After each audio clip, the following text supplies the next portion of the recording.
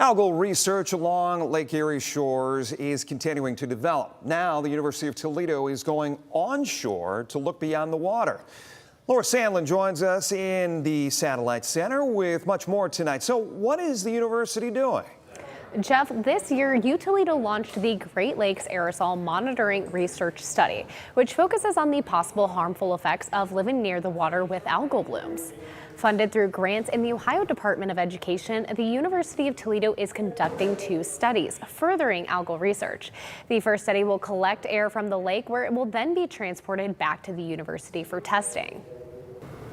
Funded through grants in the Ohio Department of Education, the University of Toledo is conducting 2 studies furthering algal research.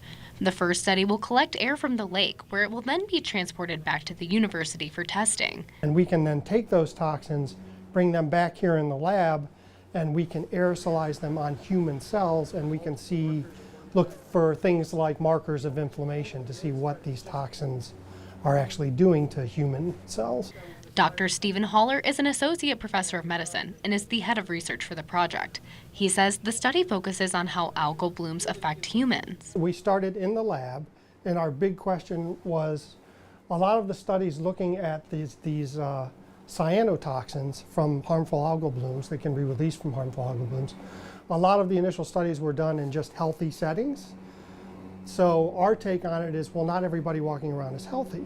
Jennifer Gilmore, clinical research manager, says the second study will follow 200 volunteers who live near the lake. Basically, anybody that's within a half a mile of the Lake Erie shoreline in the counties of Sandusky, Lucas, and Ottawa can participate.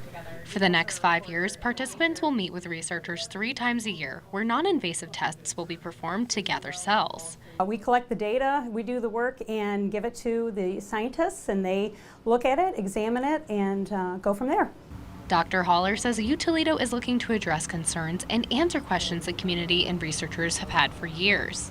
A lot of people in the community are really concerned. They want to know, I'm hearing about this stuff now getting in the air. I know you could potentially drink it, and that's probably not good. We want to provide those answers. Right now, we just don't know. We don't have the data yet. That's why we're doing the study. Dr. Haller tells me that he believes this to be the next step in algal research.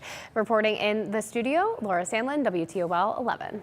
Our team here at WTOL 11 is committed to protecting our water, so we want to hear from you. Send us a video of you sharing your memories during the water crisis nearly 10 years ago.